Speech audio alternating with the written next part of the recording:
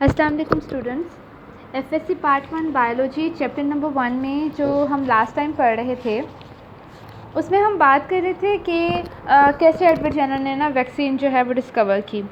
इसके अलावा बहुत सारी और डिजीज़ हैं जैसे कि पोलियो है, वुपिंग कफ है जिसे काली खांसी कहते हैं, मीज़ल्स हैं यानी कि खसरा, मम्प्स हैं यानी कि कन पेड़े, ये जो हैं इन सब को कंट्रोल किया गया है वैक्सीनेशन के ज़रिए। ठीक है, अब इन वैक्सीनेशन के प्रोसेस की वजह से जो स्मॉल पॉक्स है ये ऑलमोस्ट वर्ल्ड से प्रॉपरली टोटली एलिमिनेट हो गई है। ठीक है, सम हाउ एलिमिनेट हो गई। थर्ड वर्ल्ड कंट्रीज़ में अभी भी कुछ केसेस हैं लेकिन मोस्टली जो है ये डिज़ीज़ वो ख़त्म हो गई है।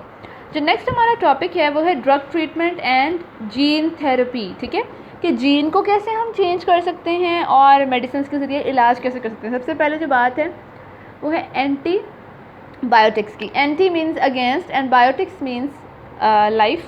से ये वो चीज़ें या वो एजेंट जो यूज़ किए जाते हैं लाइफ के अगेंस्ट। ठीक है, सबसे पहले तो बेटा keep it in your mind, always keep it in your mind that antibiotics can only kill bacteria, are only used always against bacteria।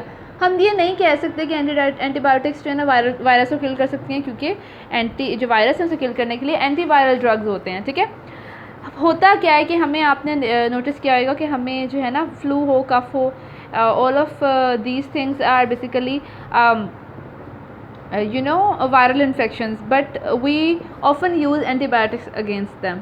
तो ये बात जो है ना वो गलत है। डॉक्टर्स भी अक्सर हमें रिकमेंड कर रहे होते हैं बगैर ये जाने कि जो है ना हमें वायरल इन्फेक्शन है या हमें बैक्टीरियल इन्फेक्शन है।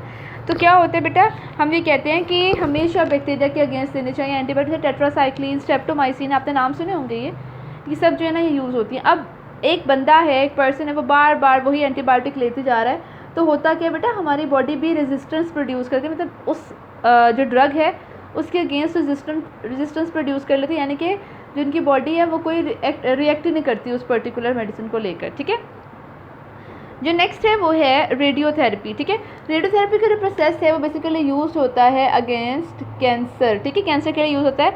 हम कहते हैं कि रेडियो एक्टिव मटीरियल्स होते हैं, डिफरेंट रेडियो एक्टिव मटीरियल्स, वो क्या करते हैं, वो रेडिएशंस प्रोड्यूस कराते हैं। वो रेडिएशंस क्या करते हैं, एक कैंसर वाला पोर्शन है ना, कैंसरस सेल है, उस पर वो रेडिएशंस फॉल कराते हैं। वो रेडिएशन फॉल करने से क्या होता है, जो कैंसर वाला सेल होता है वो डिस्ट्रॉय हो जाता है। ठीक है, अब क्या है, इससे क्या होता है, वो कैंसर का ट्रीटमेंट इस तरह हो जाता है। अब वो रेडिएशंस मेनली होती हैं या तो एक्सरेज या होती हैं गैमा रेज। ठीक है, नेक्स्ट जो आता है हमारे पास दैट इज़ कीमोथेरेपी। कीमोथेरेपी जो है ये भी कैंसर के ट्रीटमेंट के लिए यूज़ होती है। ठीक है, एंटी कैंसर केमिकल्स इसमें हम यूज़ करते हैं। इसमें हमने क्या कहा था, रेडिएशन यूज़ होती है कैंसर के ही लिए, इसलिए हम कहते हैं रेडियोथेरेपी। कीमोथेरेपी, केमिकल्स के थ्रू ट्रीटमेंट जो है ना, ये हम इसे कहते हैं कीमोथेरेपी। इसमें डिफरेंट केमिकल्स यूज़ होते हैं, such as alkaline drugs use होते हैं। वो अल्कलाइन ड्रग्स क्या करते हैं बेटे, वो बॉडी से जो कैंसर वाला पार्ट होता है उस पर जाके एक्ट करते हैं, और उसकी वजह से क्या होता है, जो कैंसर सेल है वो ख़राब हो जाता है, मतलब डिस्ट्रॉय हो जाता है। ठीक है, लेकिन अब होता क्या है यहाँ पर, ये जो केमिकल्स के थ्रू ट्रीटमेंट होता है इससे समहाउ ये भी होता है कि जो हमारे बॉडी के नॉर्मल सेल्स हैं ना वो भी इससे डिस्ट्रॉय हो जाते हैं। ठीक है, तो ये एक नेगेटिव चीज़ है कि कीमोथेरेपी जो है उससे कैंसर सेल के अलावा वो हमारी बॉडी के नॉर्मल सेल्स को भी अटैक करती है। ठीक है, अब अगली जो बात है, अगला जो है हमारा पॉइंट वो है जीन थेरेपी। ठीक है, जीन की थेरेपी, इसका मतलब क्या है कि बेटा रिप्लेसमेंट कराना नॉर्मल जीन की डिफेक्टिव जीन से। ठीक है, एक बॉडी है उसमें जो कोई जीन है वो क्या है, वो है डिफेक्टिव।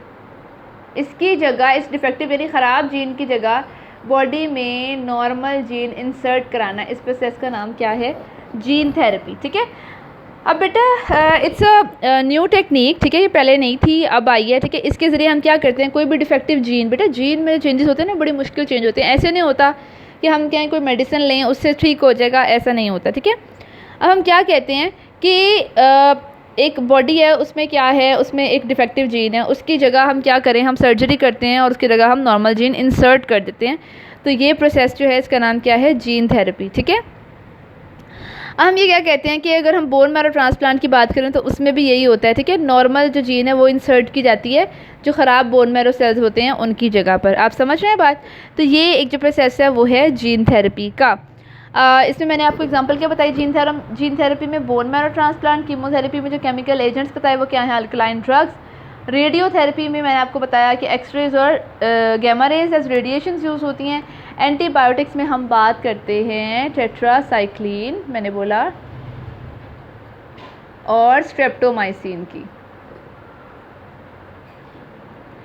अच्छा बेटा, अगला जो है वो है इंटीग्रेटेड डिजीज़ मैनेजमेंट। ठीक है, ये वो प्रोसेस है जिसके ज़रिए हम क्या करते हैं, डिफरेंट डिजीज़ को कंट्रोल करते हैं। ठीक है, अब ये होता क्या है कि ये इससे हमारी अब आजकल अवेयरनेस प्रोड्यूस की जा रही है कि कैसे किसी पर्टिकुलर डिज़ीज़ को जो है हम वो ट्रीट करके और अपनी बॉडी को जो है ना वो हम डेंजर से प्रिवेंट कर सकते हैं। ठीक है, ये जो बेटा हमने आज तक पढ़ा है ये है बेसिकली डिजीज़ कंट्रोल के मेथड्स थे, और हम जो टॉपिक पढ़े थे वो था biology and the service of Mankind.